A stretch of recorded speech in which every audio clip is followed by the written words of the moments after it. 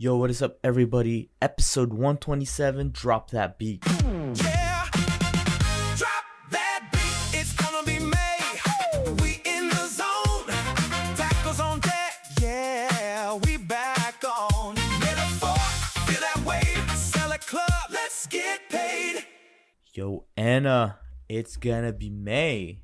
It is right. Yes, by the time this episode comes out, it is going to be May. It's going to be May 4th. So we should say, May the 4th be with you all. With you. Yes. Oh, Perfect. how fitting. Yes. Also known as Quattro de Mayo. Hopefully everybody's getting ready to Tomorrow's have a gonna be margarita tacos. tomorrow. Tacos, baby. Yeah. I'm not actually. I don't know. Do they have like food trucks out for Cinco de Mayo? They gotta have one. I mean, right? probably, surely taco trucks, Okay, right? Okay, I gotta find a legit. Not in my town of 10,000, but probably in That is Cincinnati. still one thing I have yet to find. Maybe I'll do some research later. Like, where does the local Latinos go to, Mexicans go to get their tacos? Or maybe Yeah. it's their. Maybe they gotta go to their grandma's house or something. Maybe. I just need to get invited there. I bet that most people's grandmas would be happy to host you at their house. So just show up. Oh, yep. So, well, festivities going on. May. Let me ask you this. Mm-hmm. What's your sales prediction in May? For May? Yeah. I think I'm gonna see a little bit of an uptick Okay. personally, just From because just the work that you're gonna do. Yes. Okay. So interestingly, April was slower May? than I Okay. expected, Okay. but cross listing saved the day as far as like keeping it like still decent. Right. But now I'm doing both, like new listings and immediately cross listing them. So really, it's like all year so far, I've kind of gone from just listing on one platform to then focusing on cross listing what was already listed on one platform Mm-hmm. to now it's like as soon as I list something, I push all of it out to everywhere. Yeah. Well, not everywhere, but to its respective platforms that make sense. Yep. I'm hoping it'll be the same and similar to what your May's gonna be because, we don't have like disruptive activities in May. True. Like traveling, Unless I disrupt myself, right? So which we all know can happen. yeah, which happened in April. But I am seriously because we have a lot of inventory now, so it seems like when you have a lot of pile, it's like I can't go out. Yeah. But when there's not a lot of pile, it's like I can knock that out in a day. I can knock that out. So this pilot we have can't be knocked out in the day. So that's my goal. At least, majority of May. So and maybe, in the middle of May, we'll reward ourselves, go somewhere or something like that. Totally. Yeah, you can definitely play it by ear. Yep. I'm kind of excited. I mean, not that we didn't end up doing what we wanted to do in April, right.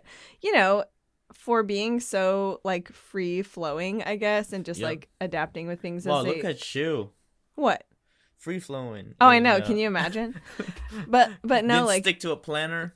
well, trying to stick to the challenges and trying to stick Yeah. to no spending, like that was a really good exercise, I think. But I'm glad that the exercise is over and is kind of, we can take our learnings from that and go back to business as usual, but a little better, right? Right. Like I like that having kind of a normal month, hopefully.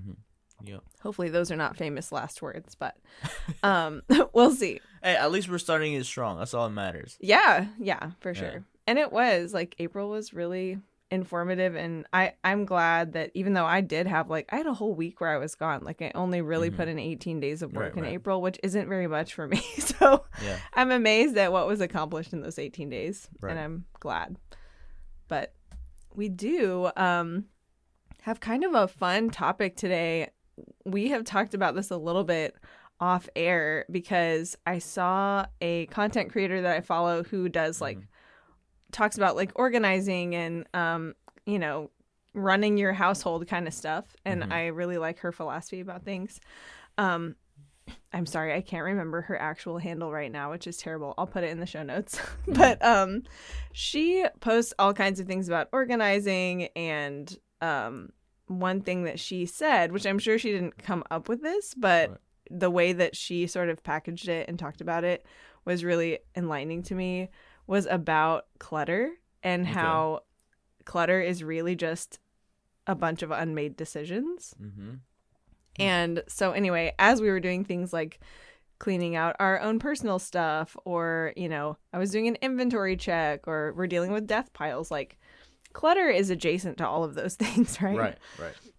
So this idea kept coming up, and I kind of wanted to just pop the hood on it a little bit Mm-hmm. and talk a little bit more about that as a reseller, because excuse me, because even if you are very tidy and very organized, like we all have what I would call like deferred decisions, right? Mhm. Even you, even Right. like in the beehive, right? You have right. stuff that you were able to pull out and go, oh yeah, we kind of stashed this back here. We deprioritized this stuff.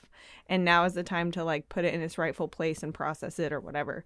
And so there's probably a lot of different ways that we have clutter in our lives, or like unmade decisions. I mean, that could be, what does your computer desktop look like? That could be, what does your inbox look like, right? Like there's all kinds of clutter that we may or may not have. And I think that was such a salient thing to me, to frame it like how any kind of clutter is really just representing a bunch of unmade decisions. And it's the result of unmade decisions. Right.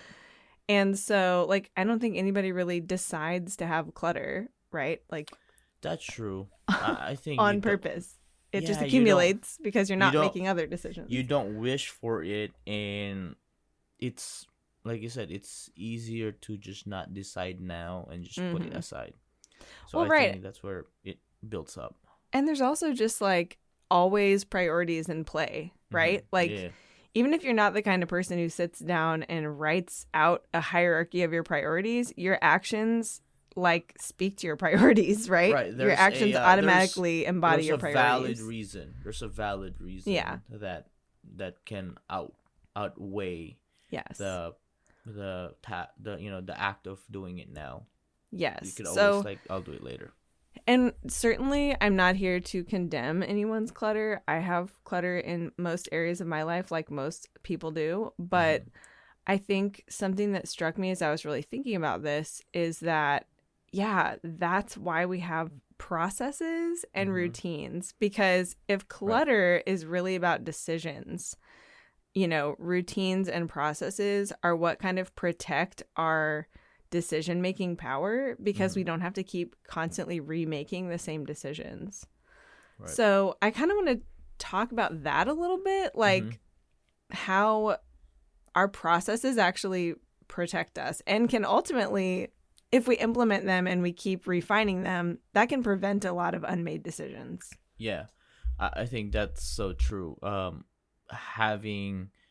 like what you said about the habits and the routine that you've already created for you.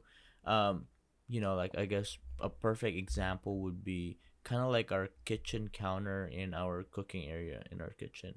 JC has basically made it a habit, right? Because I'm the cook, so I make the mess. She eats the good food, and she puts away the stuff that I Yeah. that I She put out. cleans it up. Yeah, so Cleans up the that- mess. But also for me as a cook, I cannot cook with a messy kitchen, right?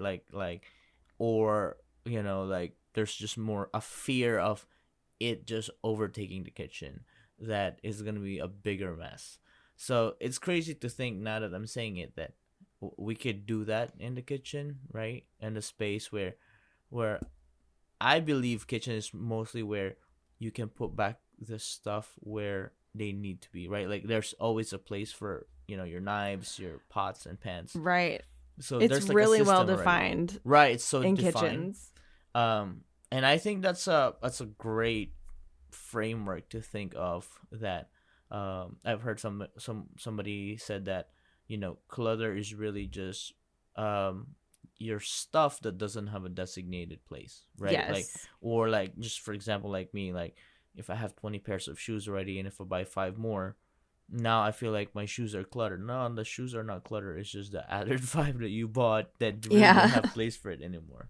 Right. So yeah, that's kind of like my take on it right off the rip. Yeah, that's interesting too. Like especially the physical kind of clutter. Right. But I'm just thinking, where your bottlenecks are, right, in your household, like your kitchen counter. That's a good example. Right. For us, we have technically 4 levels to our house. We have a basement and a main floor and a second floor and a finished attic. So we pile stuff on the stairs because we're like, I don't want to go all the way upstairs to put this away right now. But then eventually, like, it does have a place. The place is just up a flight or 2 of stairs, right? So even if you don't have a perfect system, if it has an ultimate home and an ultimate destination, you know where it is, and it's not where I gotta find a place to actually store this thing. Then even if you let the clutter pile up a little bit, when you actually get around to putting it away, it's way faster, right? So it's a little bit like less egregious in my life to do stuff like that, to set something on the stairs, because I know most of the time it's like, well, by the end of the day, like, I try to never go up or down the stairs without something in my hand, right? I'm like, if there's anything on the stairs and I'm going up there for something else, I'm taking it with me. So you don't have to keep touching the same thing or leave it on the stairs for a week or whatever. But anyway, that's what that made me think of. In my household, the stairs are a big counter surface, I guess, for that kind of stuff. But okay, so back to the decisions part of it. If you had to guess, there's a study that's quoted a lot about this, but if you had to guess, if you don't already know off the top of your head, how many decisions do you think a person makes on average every day? Well, I'd say 200. Wow. That's just how my mind works. You are below average. Way below average. I don't know, in this case, that's probably good. But the estimation from this 2016 study that's quoted a lot is 35,000. Golly. 35, about like anything, right? Right. I mean, what am I going to do next? Even what am I going to eat for a snack? Even 10,000, right? Yeah. Yeah, I think 100 of that is food. About food. Yeah, totally. The other 100 is like, what am I going to eat tomorrow? Yeah. Well, just imagine if you go grocery shopping once in the day, that's like 20,000 decisions right there. Yeah, because there's 20,000 items there, right? Like, well, because like the act of not picking it is already a decision. Yeah, exactly. Right. When you really start thinking about what a decision is, oh my gosh, yes, it's not hard to add up to 35,000. If you think about it, I have 50,000 things I want to eat. And then the fact that I said no to 49,999, right, and made one decision like I'm gonna eat that, or like all the things that pass through your mind that you're like, do I say that out loud? Yeah, that one too. Yeah, imagine all those decisions. That is I mean, like I said, there's I've heard the terms being put out there that there's decision fatigue, right? Exactly. That is real. I think that is hence one of the main experiment I did in 1 year. I don't know if we met each other yet, but there was like a year or two, I think it would be kind of like a year and a half, that I only wore black t-shirt, no prints, and I only wore like 3 different kinds of black t-shirts. And that might have been the year that we met. I know you've told me about it at least. Yeah, but yeah. So that was that was such a freeing experiment, and I got a lot of question about it from my parents, because like we, like I'd go to church in black t-shirt, I'd go to a restaurant in black t-shirt, and I mean, yeah, and if you're suddenly wearing a uniform, people might be like, what cult did you join? Well, yeah, but at least my parents that like that were not used to seeing me that all the time. That was I think when you say decision fatigue, or when you say like we make so many decisions, 35,000 on average, it's just a matter of simplification, and I don't think it's gonna get better. There's just gonna be more and more. Yeah. Well, and I don't know, like we can't really actually measure this empirically, I Right. guess, in like an objective way, but I would just assume that if you're running a business and or Oh. running a household and or both, like, I think there's okay, more. it's probably more, right? Yeah, Exactly. Which means that most of us are probably prone to way more decision fatigue. And so Mhm. I'm glad you brought that up because that's something I wanted to talk about too.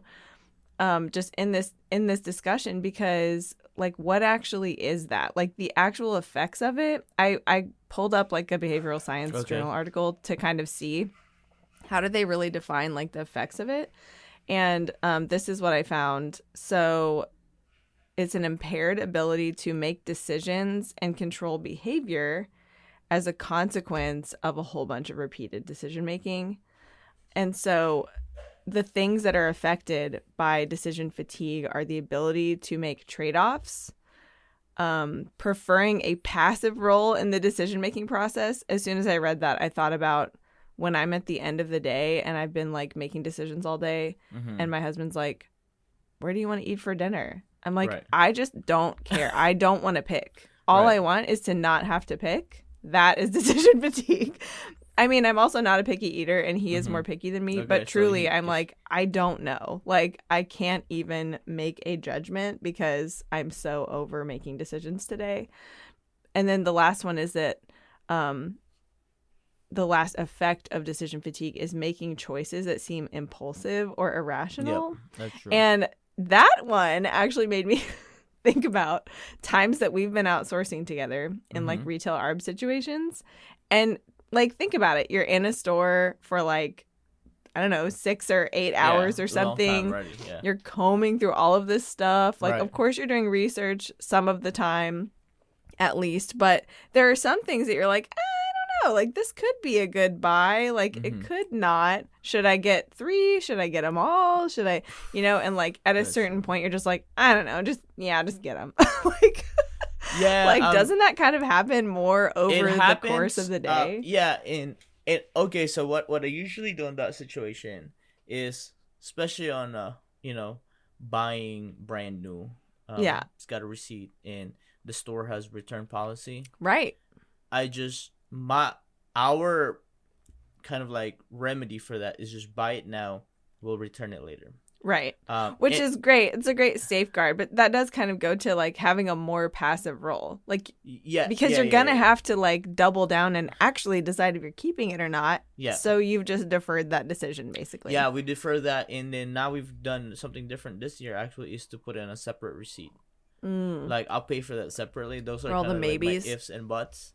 Interesting. Yeah, so it's easier to like return 5 items rather than showing up there 5 items with a 1,000 item receipt. Like Yeah.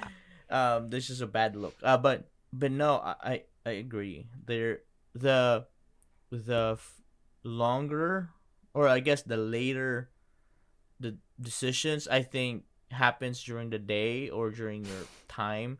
Yes. The less quality they are. So maybe it's a good trick to make all the major decisions up front. Yep. And then play it out. The minor stuff that cannot be really that detrimental to you. You just put it in the end. That's kind of like why I guess that's what I do. Like I will think about it later. We'll do it later. We'll pick through that pile later. Yeah, I'm curious too. Like, I don't know exactly. This is how much I have not actually delved into the literature on this, but like from a behavioral science perspective. But I'm curious, like, what resets it? Is it just passage of time? Is it sleep? So many magical things happen in our brains during sleep. And I wonder, like, to me, that makes a huge difference. People say like you need to sleep on it, right? Yeah, and that sometimes is true, that's sometimes that's purely just to avoid making a bad sales decision. tactic. Yeah. Don't make them leave the store and make the decisions the next day. Right. That is so true. Like even in the telemarketing world, when I was a call center agent, I was like, let me talk it out with my wife and sleep on it. Right. That one is basically a no. That's like, a killer. Yeah, don't count that. Like when I hear that means it's not going through. Yeah. Well, and sometimes it's an excuse too. Yeah, to just be like, let me get off the phone. Yeah. So yeah. That is true. I 100% believe that it has something to do with sleep and sleeping on it. Obviously, sleep is like, before you make that decision again, it's got to be at least 7 hours again, right? So Yeah. there has to be some, how like when you're so deep into it, right? Like you're looking at it on a microscope, it's like you got to zoom out. Correct. I think the zoom out factor changes, right? Because it's like, when you're fixating on some decision, you zoom in, and all of a sudden it's like, now I get that too. Like there are times that when I'm so hyper focused on one decision, and all of a sudden I'm like, man, it seems like it's gonna be the end of the world if I don't make the right decision, and I Yeah. zoom out. And I'm like, golly, like, worst case scenario sets me back an hour or two of work. Right. Right. So all of a sudden it becomes more realistic. But again, if you do that so many times per day, Mm-hmm. that's when exhaustion and fatigue happens.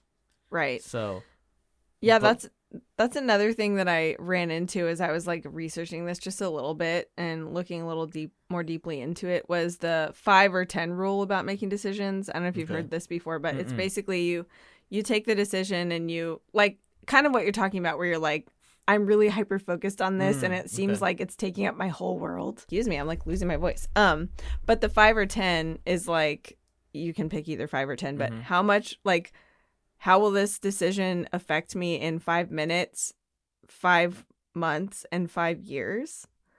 So like you're saying, what's the ultimate, what's in context? Like, how much does this matter? Was it really going to cost me or set me back if I'm wrong or if I'm right? Right? Like, what are the possible outcomes here? So it's just kind of, and those are somewhat arbitrary. Like, it could be minutes, it could be hours, it could be weeks, months, years, but it's kind of like the super immediate, the intermediate, and the far away timelines. And sometimes that does really clarify, right? How much time do I even need to spend on this decision? Or do I just pick it and learn from the consequence and keep going? Yeah, because you could say, like, if I pick yes now, at least I'll know if it's a yes again next time. That's what I usually, I mean, that's me on ordering food. If it's something that I am not sure of, I just try it, and then that just knocks out something if I don't want it the next time. And you just know. Yeah, and obviously it's gonna be hard if you're in a different country. This is your last night. You're going to a restaurant where the stakes are high.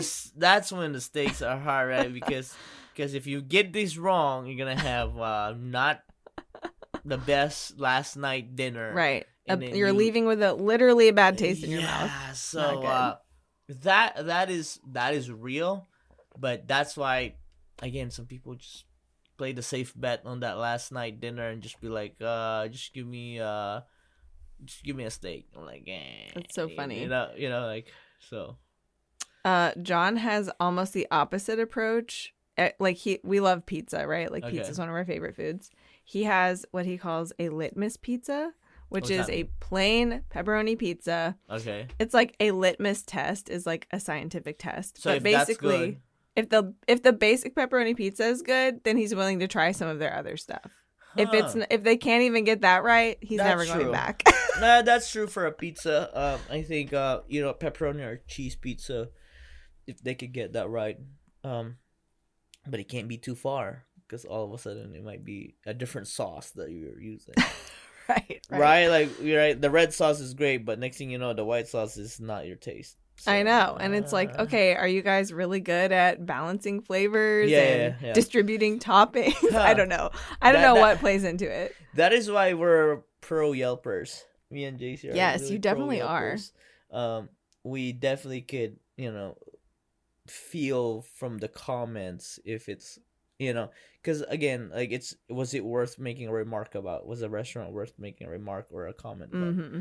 So or is it just kind of unremarkable? Like, right. If it's unremarkable, they just say 5 stars.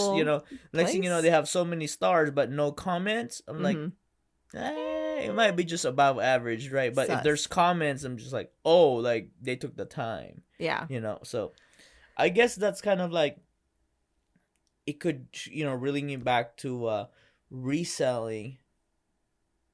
I guess the most profound decisions that we've made are the ones that stuck, right? Whether it was good or bad. Mm-hmm. Usually the bad sticks out more. That's why, like, like Loki, I hate the brand Adidas and reselling because one is they compete with you on eBay. That's one. Lame. They do massive discounts. So like all of a sudden, like Adidas the brand could undercut you. So Yeah.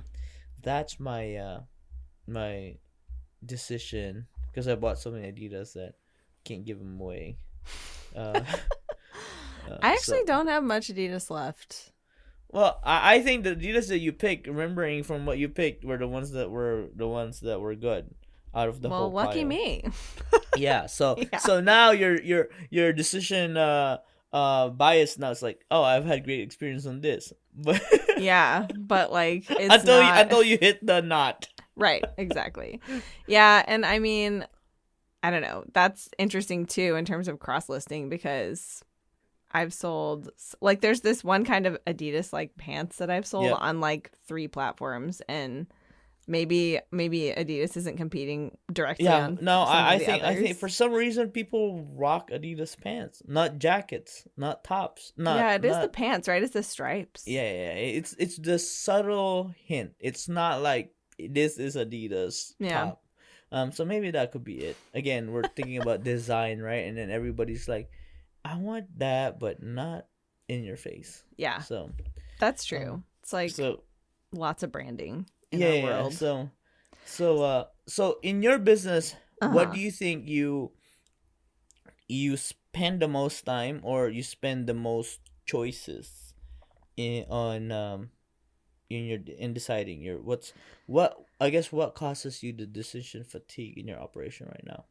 Well, it's funny because I think something that was really challenging for me, I don't know, maybe I'm going to process this out loud and figure it out because in April when we did kind of our sprint months, one thing that I started out doing was kind of this broken down, this many photos a day, this many bins inventoried, because I had all these competing goals. And I'm like, I want to accomplish all these by the end of the month. So I divided them by 18 and, had daily goals. And for some reason, even though that sounds like Doable. well, it sounds like it's all predetermined, right? Yeah, and it was. Okay, It was like yeah. it was pretty doable. Yeah. But that felt like it somehow felt like way more decisions. Like I had to make way more decisions, maybe about because it wasn't my normal method and Right. it wasn't as much like batch work. It was smaller batches, right? Every day, multiple batches of different things. And that felt like, well, when am I going to do this thing? Because normally, the way I would normally operate is like, kind of like your rule of everything has to get listed within 24 hours. It's like, you're not going to focus on anything else. You're going to focus on just listing. And so I normally do some version of that. And so I would be like, okay, well, today when I go to the shop, I've got to do this task until it's done. With the exception of like shipping. It's always like ship everything and then what am I doing today? Am I photographing? Am I doing inventory? Check. What am I doing? Am I researching a pile of new stuff? Like I'm going to complete that task until it's done normally. And so I think the switching of the tasks felt like I had to make more decisions around how to do that during the day. This needs to be done, and then now I need to start it. This needs to be done. Yeah. And start it. So there's like 36 right there. Yeah. Switching is Yeah. not quite the same as making decisions because it was already decided, but it was more like That's true. decisions around implementing that when every day looks different in my schedule. That's true. Because I have other commitments and you guys have no right. idea. I do so much other stuff besides sell on It's eBay. not like you have a kind of like a 9 to 5 cutoff and you just fit Yes, it there. right. And if it doesn't fit, it bleeds to the next So day. I don't like talk about every single thing that I do all the time, but Yeah. I do have a lot of other stuff on my plate at all times. Like a lot of people do, right? But I'm just saying like my schedule varies a lot because of that. And I think that might be why the batch work method ultimately works the best for me. So anyway, I think it has something to do with this whole decision-making thing. But anyway, you asked, so where is it in my business that I'm spending the most decisions? And I would say I mean, that might be the answer. Like, I do, because I source like all kinds of different stuff. Right. I definitely make a lot of decisions about sourcing, Right. probably more than people who are in a niche, just Right. by virtue of the nature of that beast, right? But I think really it is kind of, when am I going to do what, or like what is the most urgent? Like, the one thing that's not really a question about that is shipping, like I just said. Like, I'm always going to do that. But even today, like, good example.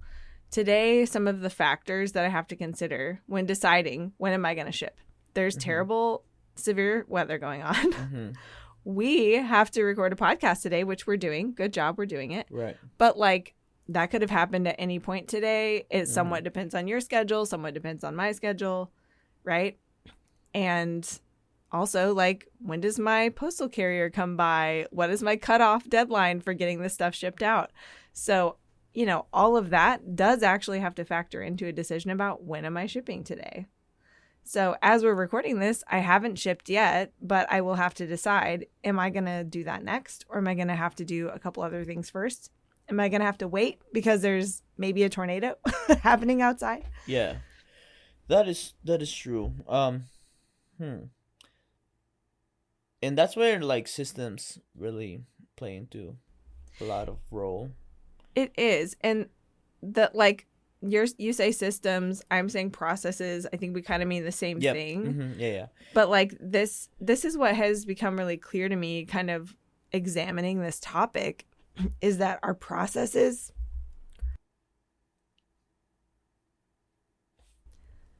so sorry you guys, I think I must actually be losing my voice. Okay. Processes are not just our preferences. They are protection against bad decisions, right? Yeah. But how do you feel, Ken, when you are like, okay, like with so many things, the pendulum can swing too far one direction and it can also swing too far the other direction. Right. So processes are not like the silver bullet either that makes everything easy and totally eliminates all decision making. So what, like, how does it feel if you were just completely rigid about your processes and you could not be flexible at all? Like, would you enjoy that as a lifestyle? Yeah, there's certain things that I think works, right? For example, like us working out. So we attend a Orange Theory. It's a set class. You book your class. You cannot cancel without a penalty within 8 hours of that class. Okay. So we schedule weekly, right? We put our class weekly. So if we schedule early, if we cancel too late, we pay $12. And it's me and JC. That's $24. You know, that's expensive. So I guess that punishment makes the rigid structure of it not optional. Yep. So if I put that on my business, because there is a penalty, you just don't see it, right? Like, there's no external like charge. Yeah, there is like an opportunity cost. For example, like, what if, like, I found some good finds on this, Ross or Burlington in this side of town. If I don't go to the other side of town, that means there's opportunity cost, right? Yeah. Or at least possibly. I'm missing out on something that could be there, or I could be at home listing. So that is the, like, there's a lot of layers to it. Early on, we would always stay out and always drive further to get to the next store because the stores have set hours. So that became our constraint. As soon as the store closes, we're staying home. Yeah. We were listing and stuff like that. So I think when I say like system or processes, it's that if this, then that. Yeah. Like there's a lot of that we have built in naturally that, like, okay, if these 2 stores are not hitting, the other 5 is not. Like you're like, we'll give it this many tries. Right. Like, it's not just going to be relentless. Yeah. No matter the outcome. Yeah. And then obviously time plays a factor of because for like 5 days, Monday you usually don't source. That's a given. So I don't have to decide if I have to source or not. Right. So that's one. So I guess having I would say in my kind of like the day to day, I would say 30% is structured and the 70 is modified. Like modifiable. Yeah, like free for all, kind of Yeah. like winging it, right? Like, cause Why am I not surprised? yeah, cause that's a very high percentage, right? Yeah. But I would say that's a refined winging it already. It's not like I can Yeah. do anywhere from A to Z, right? Well, they work together. I mean, the 30% structure allows you to have the 70% Correct. winging it. And that's Yeah. something I think is really important for people to hear who balk at structure or like don't want any kind of rigid rules or contingencies or yeah. anything. Like once you start to understand that actually frees you Yes, a lot correct. the rest Yeah, of the yeah, time, yeah. then it becomes valuable in a new way. And it's not just like, oh, I don't like people telling me what to do. No. Well, no, but if you set up these constraints, like you said, you create constraints that make sense and save you a bunch of Yeah. mental power, Yeah. you'll have a lot more freedom and momentum and power in that Right. time that is not as structured, or Yeah, the because time that you get to use because you've optimized your structure. yeah, and determining, like, for example, like that, when I say that 30% is what's required for the business to run. Like what's the bare minimum for it to run. I think you gotta set a bare minimum or like a break even point. Like because even when I worked and got hourly pay, I gotta hit 35 a week. Yep. Like to make ends meet. Right. And then anything over that is like bonus or overtime and everything like that.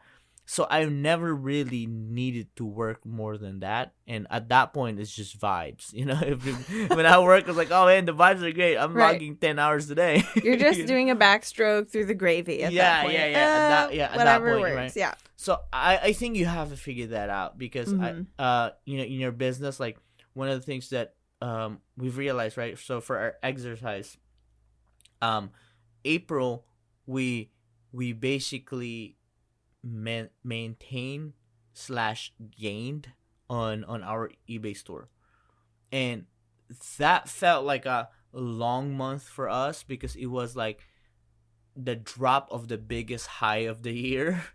Yeah. So, but to see it quantified, we were like, it wasn't a bad month anyway because we were able to maintain our store.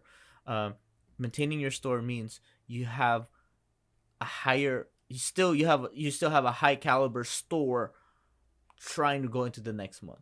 That's kind of like how I see it, right? Like if I can maintain a high caliber store following the next month, like maintained store, that's a great month because then your opportunity to sell this month is still as high as what it was last month.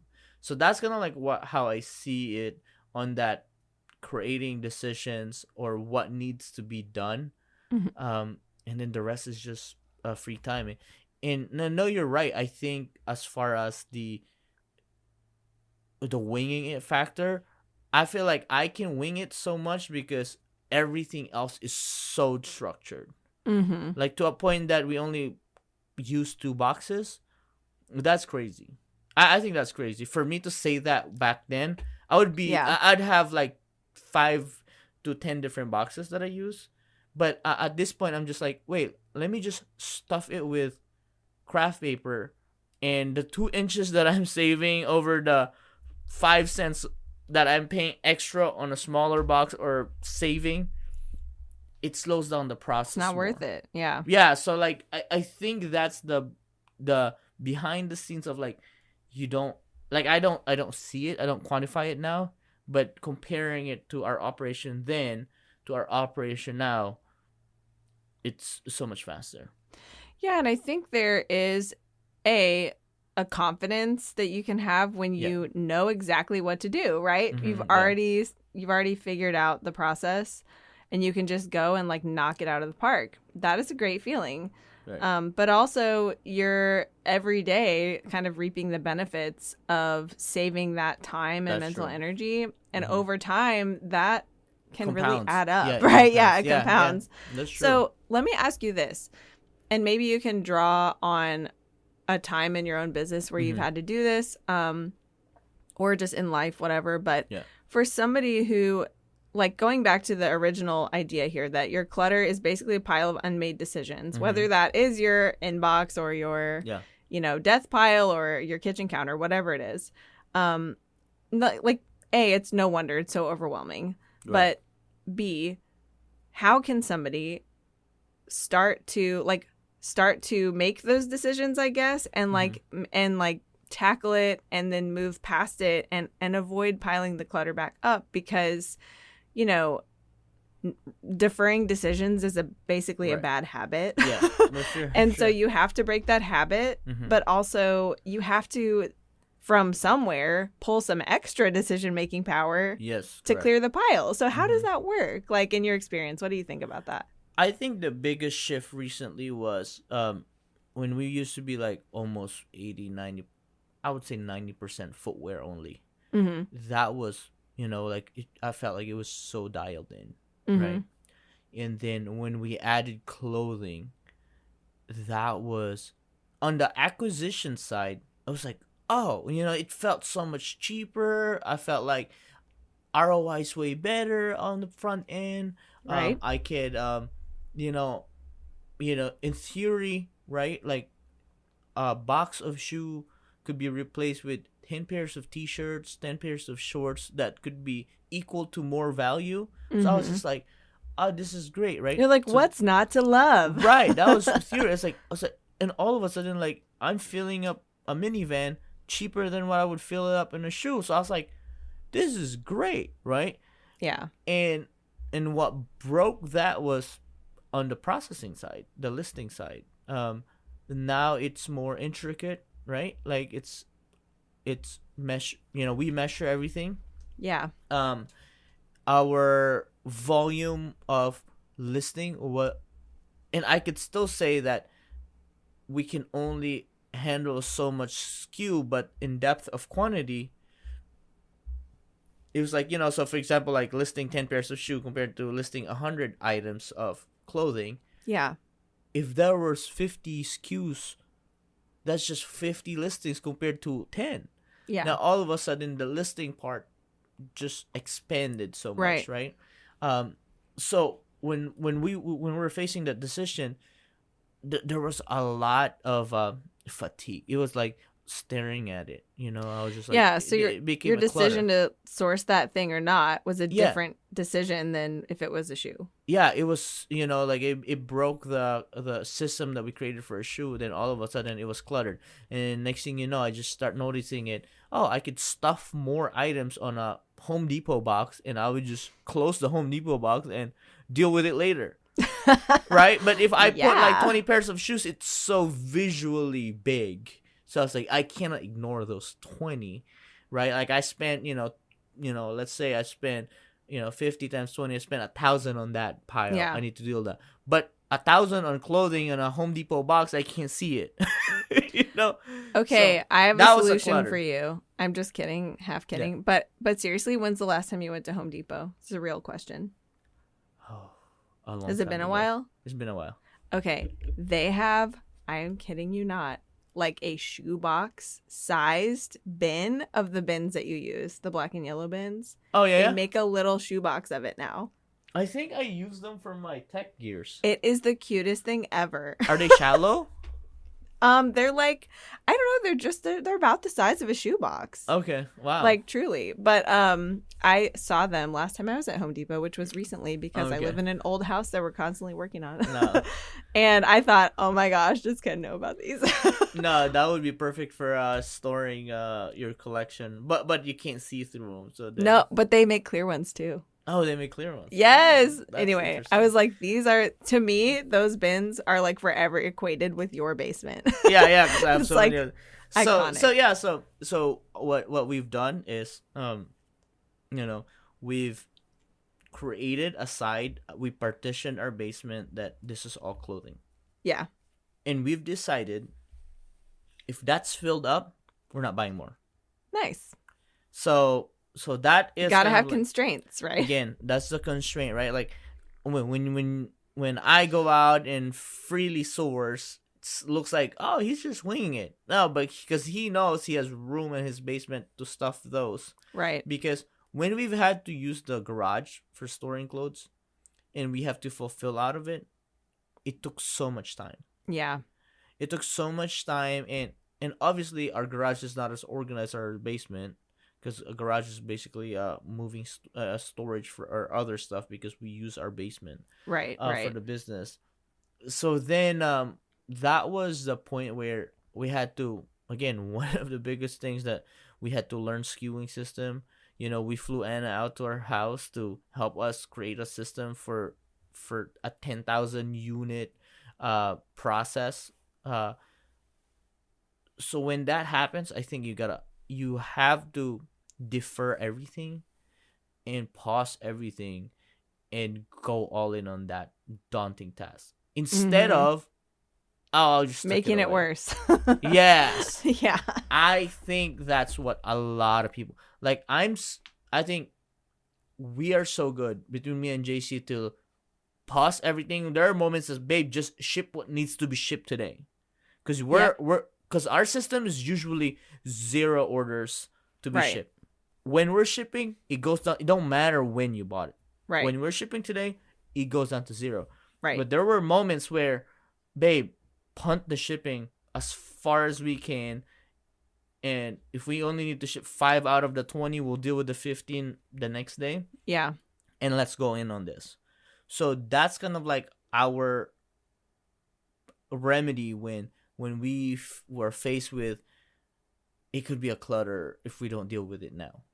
For sure. And I mean, I think that for most cases that I can think of, I think there is always going to be like a time component. And I relate to what you're saying a lot, because for me, the big missing ingredient for me to avoid or deal with a pile of clutter of any kind is time. Right. And like, I remember, for example, I can't remember exactly what was going on, but for some reason I was sick or something. I don't know. I was at home and it was a day that normally I would have had a lot of different scheduled things and I wouldn't have had just random downtime. Oh no, you know what it was? It was a tornado watch. Oh. So it was in the evening. Oh yeah, I remember that. Yes, I would have been like probably upstairs cleaning my kitchen or something, and we had to stay in the basement for like a couple hours. Right. And so we literally herded our cats downstairs. Actual cat herders. And, it wasn't like terrible, but we had the weather on the TV down here and we're just staying down there as a precaution. Like, it was pretty bad all around us. Right. But like at our actual house, like, it was fine. There wasn't hail or anything going on, but it could, I don't know if people that live in other parts of the country know this, but sometimes there are weather conditions where it's like a tornado can just instantly form. Out, and it's when it's like really likely like that, you just have to act accordingly. You just be safe. Chill downstairs. Yeah. Yes. Yeah. So anyway, what that led to was in my office, in my e-basement at home, I had just been kind of shoving stuff here, there, and everywhere. Oh, I don't know. Just put that in my office. Just put it on my shipping table, whatever. Because I've now mostly been shipping from my shop, and I've been doing most of my actual work in my store out at the shop. So I was like, man, this office is kind of a mess. And I had this unexpected like hour of time, and I finally was like, these decisions are not necessarily a priority right now any more than they were this morning, but I have these major constraints now where I have to stay in this basement, and I'm not just going to like sit here and twiddle my thumbs. Like, I'm not going to watch a movie or something because we have to keep an eye on the actual weather channel. Yeah. So I thought, okay, great. I'm going to organize this office. And otherwise, there is no like world in which I would have prioritized that day. Right. But the time was a gift, right? Yeah. And actually, ever since that happened, that was a couple weeks ago, and I am so like, my mind is so much like less cluttered when I'm like sitting in here. This is where I podcast from too. And I have been doing like some work from this office, but ever since I was able to deal with some of that stuff, it's just such a better environment, you know?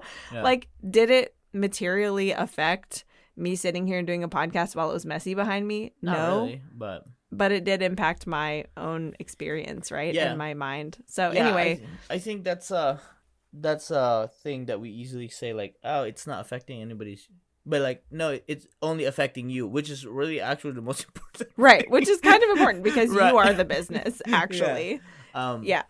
No, I think I think creating that constraint and deciding on it. Like, if, don't wait for a tornado. Don't wait for 50 more decisions to come later. Just make the one right now. But maybe the key to that is carving out the time, right? Yeah. I mean, the reality is I'm a very busy person. Everybody's busy enough, right? That's right. I'm preaching to myself, but I'm not the only one for sure. Yeah. And the fact is you make time for all kinds of other things. So there is a way for you to make time for this, even if it's a one-off thing, right? Mm-hmm. Yeah. 1 hour sometime in the next week. Can you commit to that? Right? Yeah. That'll make a huge difference. I think it's huge. I think that's one of the things that the more you get better at it, the more I guess it's the more automated it becomes, right? Like I think that's really what we've kind of like developed over time. You gotta practice. Yeah, and talking about like decision fatigue, right?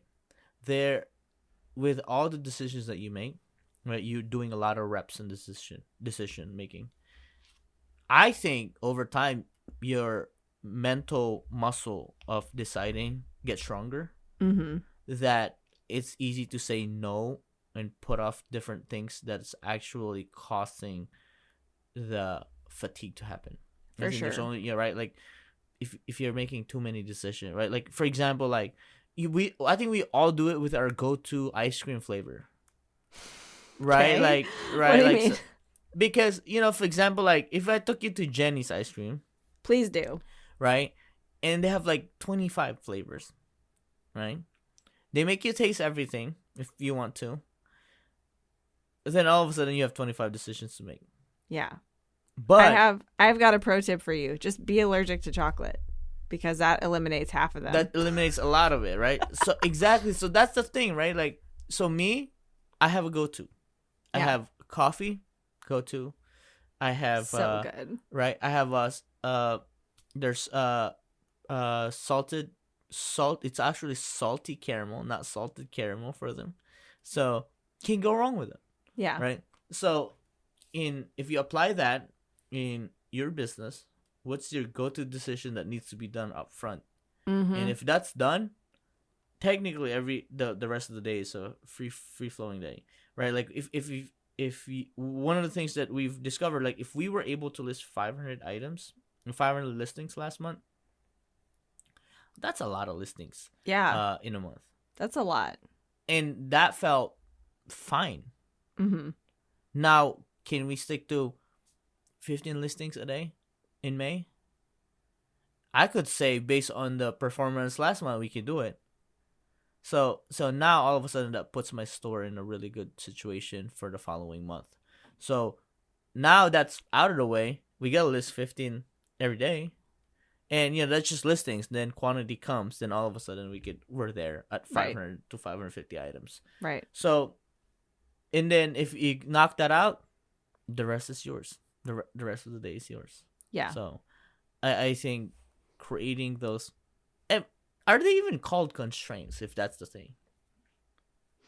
I mean, it's still a form of structure, right? Right. It's structure and it's priority. Right. It's like these are the non-negotiable things. Yeah. But true. they're not taking up your entire life. They're doable. They're doable. Yeah, I think that's one of the things. It has to be doable. Mm-hmm.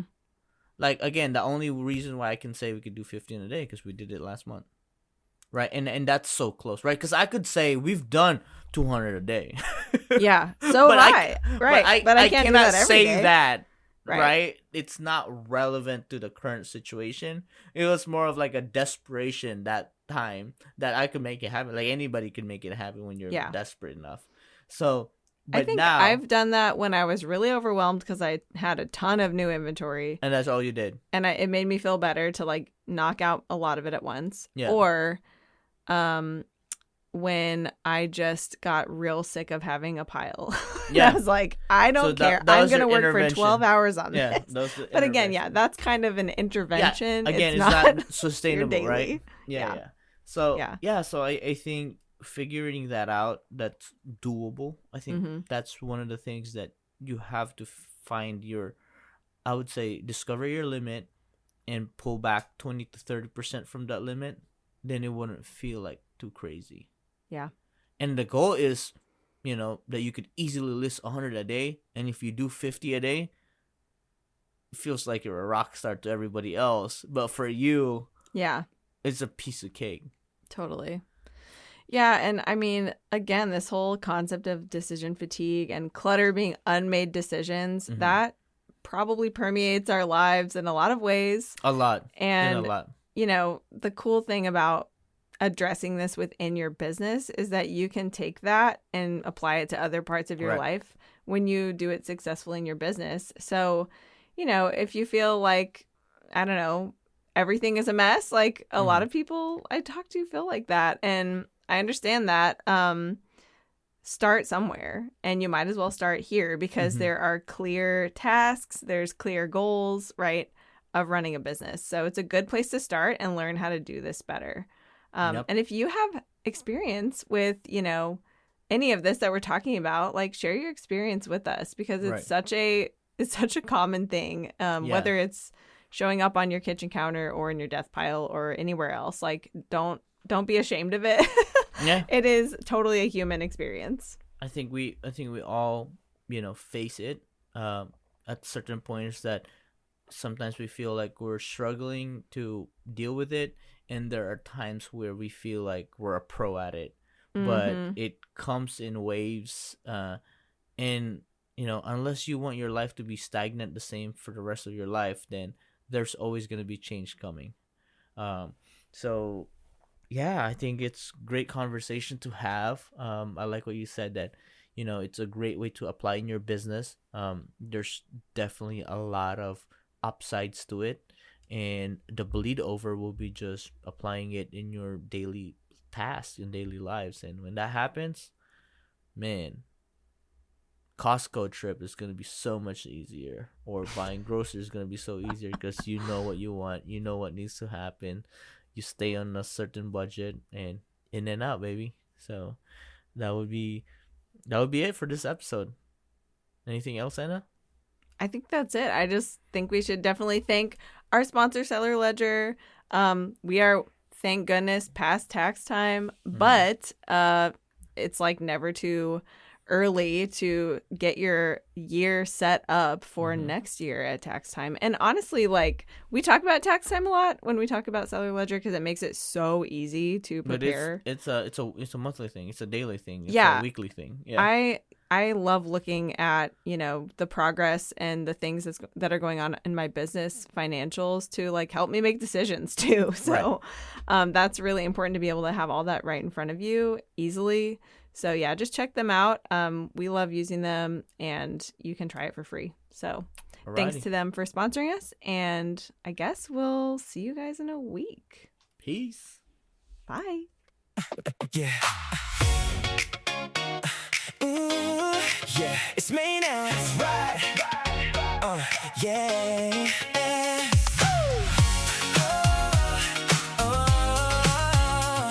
Yeah. It's me now. Let's ride. New month coming, clear the way. Left that clutter in yesterday. All them choices piled up high. Now we moving no more. From the bins to a list. Turn decisions into wins. Little steps every day. That's the game, that's the play. Run it up, don't hesitate. Clean it out, it's gonna be made.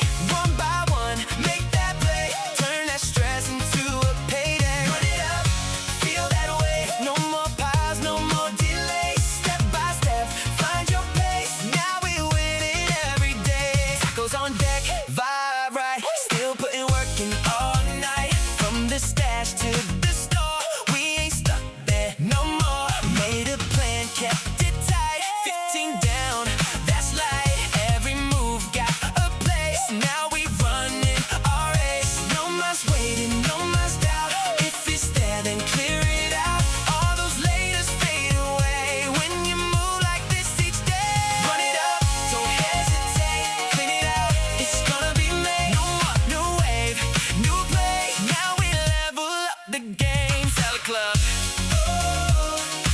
clutter.